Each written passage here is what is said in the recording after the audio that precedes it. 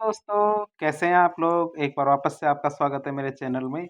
आज हम बात करेंगे आपके लिए लेके आए एक नया टॉपिक। टॉपिक का नाम है हमारे स्थानीय स्वशासन, अंग्रेजी में जिसे कहते हैं लोकल गवर्नमेंट। बात करें लोकल गवर्नमेंट की तो लोकल गवर्नमेंट में हम दो चीज़ों को पढ़ते हैं। एक तो हमारे पंचायती राज संस्थाएं आती है अर्थात पंचायती राज इंस्टीट्यूशन, जिन्हें पीआरआई भी कहते हैं। दूसरा होता है हमारे शहरी स्थानीय निकाय या फिर हमारे अर्बन लोकल बॉडीज या जिन्हें यूएलबी भी कहते हैं। अब हम इनके बारे में थोड़ी थोड़ी जानकारी लेंगे। सबसे पहले हम बात करें पंचायती राज इंस्टीट्यूशंस या फिर जिनको पीआरआई भी कहते हैं। पंचायती राज संस्थाओं को 73वें संविधान संशोधन 1992 के द्वारा संविधान में स्थान दिया गया था। मतलब कि हमारे 73वें संविधान संशोधन 1992 के द्वारा पंचायती राज संस्थाओं को संवैधानिक आधार दिया गया था। कई परीक्षाओं में इसके बारे में सवाल पूछा जा चुका है। बात करें पंचायती राज संस्थाओं की तो पंचायती राज संस्थाओं में 3 स्तरीय व्यवस्था होती है। क्या होती है? 3 स्तरीय व्यवस्था होती है। जैसे हमारे सबसे ऊपर होती है हमारी जिला परिषद, ये जिला स्तर पर होती है और ये भी एक संवैधानिक निकाय होती है। अर्थात सभी संवैधानिक निकाय हमारे कौन कौन से? जिला स्तर पर हमारे क्या होते हैं? जिला परिषद। खंड स्तर या फिर हमारे ब्लॉक स्तर पर होती है हमारे पंचायत समिति और ग्राम स्तर पर होती है हमारी ग्राम पंचायत। और तीनों की तीनों संस्थाएं क्या होती है? संवैधानिक निकाय होती है।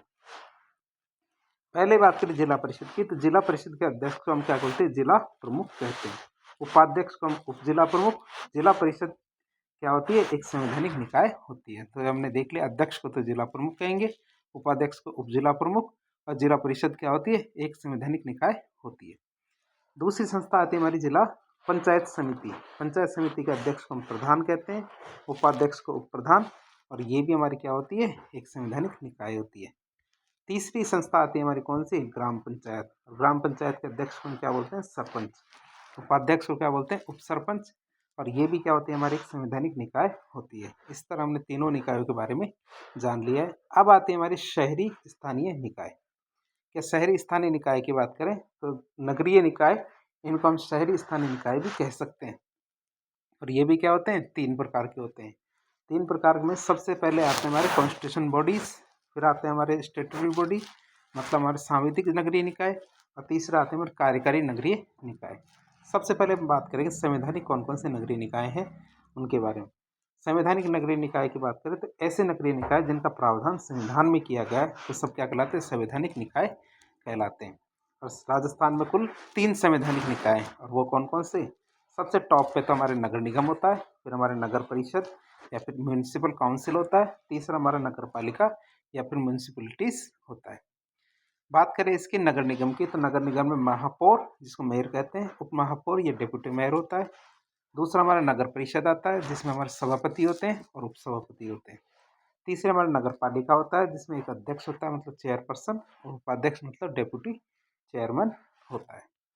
अब इनको एक एक करके हम देख लेते हैं। सबसे ऊपर आता है हमारा नगर निगम जिसे म्यूनिसिपल कॉरपोरेशन भी कहते हैं। म्यूनिसिपल कॉरपोरेशन की बात करते हैं, इसके अध्यक्ष को हम महापौर कहते हैं, उपाध्यक्ष को उप महापौर कहेंगे। नगर परिषद आता दूसरी संस्था में इसके अध्यक्ष को हम सभापति और उपाध्यक्ष को उप सभापति कहेंगे। जब हमारी नगर परिषद होती है तो नगर परिषद के जो उपाध्यक्ष होते हैं उनको उप सभापति कहेंगे। फिर आती है हमारी नगर पालिका। क्या आती है? हमारी नगर पालिका जिसको म्यूनिसिपलिटीज भी कहते हैं और इसके अध्यक्ष को हम क्या बोलते हैं? अध्यक्ष और उपाध्यक्ष को उपाध्यक्ष ही कहेंगे अर्थात चेयरपर्सन और डेप्यूटी चेयरमैन कहेंगे। ये तो हमने जो अर्बन लोकल बॉडीज है इसमें संवैधानिक जो जो निकाय है उनके बारे में बातचीत कर ली है। अब हम बात करेंगे सांविधिक नगरीय निकाय की अर्थात स्टैट्यूटरी अर्बन बॉडीज की। मतलब ऐसे निकाय जिनकी स्थापना किसी अधिनियम के माध्यम से की गई है। क्या? ऐसे निकाय जिनकी स्थापना किससे की गई है? किसी अधिनियम के माध्यम से की गई है, उन्हें हम क्या कहते हैं? सांविधिक निकाय कहते हैं। जैसे कि हमारे पोर्ट अथॉरिटी होती है, न्यास पतन होते हैं, छावनी बोर्ड होती है या फिर हमारी छावनी मंडल होता है, कंटेनमेंट बोर्ड होते हैं। तो ये सब हमारी क्या होती है? स्टेटूटरी बॉडी होती है। तीसरे हमारे लोकल अर्बन लोकल बॉडीज की हमारी एक और होती है। तीसरा निकाय कौन सा? कार्यकारी नगरीय निकाय। तो ऐसे निकाय जो कार्यकारी आदेश के द्वारा स्थापित किए जाते हैं। मतलब ऐसे निकाय जिनको कैसे स्थापित किया जाता है? कार्यकारी आदेश के द्वारा स्थापित किया जाता है, इन्हें हम कार्यकारी निकाय कहते हैं। जैसे हमारे शहरी सुधार ट्रस्ट अर्थात अर्बन इम्प्रूवमेंट ट्रस्ट या यूआईटी जिसे कहेंगे। दूसरा होता है हमारे जैसे विकास प्राधिकरण, जैसे हमारे जेडीए होता है जयपुर विकास प्राधिकरण, एडीए होता है अजमेर विकास प्राधिकरण, जोधपुर विकास प्राधिकरण मतलब हमारे JDA। तो इस तरह हमारे बहुत सारे विकास प्राधिकरण हो सकते हैं। हम बात करें कुछ खास बातों की। राजस्थान में यदि कोई नई नगर पालिका, नगर परिषद या नगर निगम बनता है तो उसकी अधिसूचना कौन जारी करता है? हमारे राज्यपाल के नाम से जारी की जाती है। यदि हमारी नगर पालिका, नगर परिषद या नगर निगम बनेगी तो कौन जारी करेगा इसकी अधिसूचना? इसकी अधिसूचना हमारे राज्यपाल के नाम से जारी की जाती है।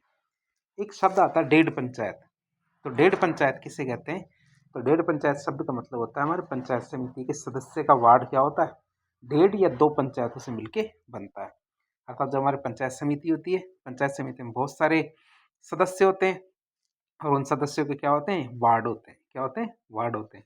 और एक वार्ड के अंदर क्या होते हैं? डेढ़ या दो पंचायतें हैं, पंचायतों के क्षेत्र शामिल होते हैं। इसी कारण से क्या होता है? पंचायत समिति के सदस्य के वार्ड या चुनावी क्षेत्र को हम क्या बोलते हैं? डेढ़ पंचायत कहते हैं। क्यों? क्योंकि एक पंचायत से ज्यादा का क्षेत्र उनमें होता है। डेढ़ या दो पंचायतें होती है कम से कम। बात करें राजस्थान की, तो राजस्थान में नगर निगम, नगर परिषद और नगर पालिका की कुल संख्या 216 है, जिसमें हमारे राजस्थान में कुल 10 नगर निगम है। नगर निगम कितने हमारे? 10 नहीं है, अब ये इनकी संख्या बढ़ गई है और इनकी संख्या कितनी हो गई? 13 हो गई है। तो नगर निगम हमारे कितने? 13 नगर निगम है। ये नगर निगम नहीं है, नगर निगम है 13। आप इसको देख सकते हैं। अर्थात हमारे अलवर, भीलवाड़ा और पाली 3 नगर निगम और बन गए हैं। राजस्थान की बात करें तो राजस्थान में सबसे पहला नगर निगम जयपुर और जोधपुर में 1992 में बनाया गया था। तीसरा हमारे कोटा में 1993 में बनाया गया था। तो इस तरह आगे बढ़ते जाते हैं हम। चौथे पांचवें नगर निगम की बात करें तो नगर निगम अजमेर, बीकानेर में, और छठे सातवें की बात करें तो उदयपुर और भरतपुर में बनाए गए थे। 2019 में हमारे जयपुर, कोटा और जोधपुर इनका डबल डबल डबल कर दिया, अर्थात जयपुर ग्रेटर, जयपुर ग्रामीण, कोटा उत्तर, कोटा दक्षिण, जोधपुर उत्तर, जोधपुर दक्षिण।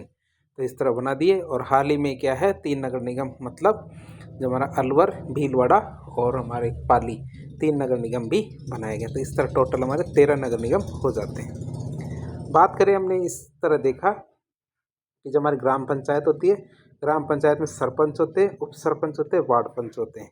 तो अर्थात तीनों से मिलकर क्या बनती है? ग्राम पंचायत। और ग्राम सभा की बात करें तो सरपंच, उप सरपंच, वार्ड पंच और ग्राम पंचायत के पंजीकृत मतदाता, ये सब मिलके क्या बनाते हैं? हमारे ग्राम सभा का निर्माण करते हैं।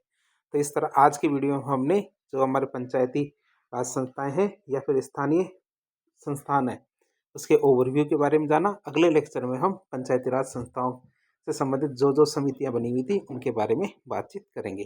तो आज के लिए इतना ही। वीडियो पसंद आता तो वीडियो को लाइक करें, चैनल को सब्सक्राइब करें, अपने दोस्तों के साथ शेयर करें। धन्यवाद।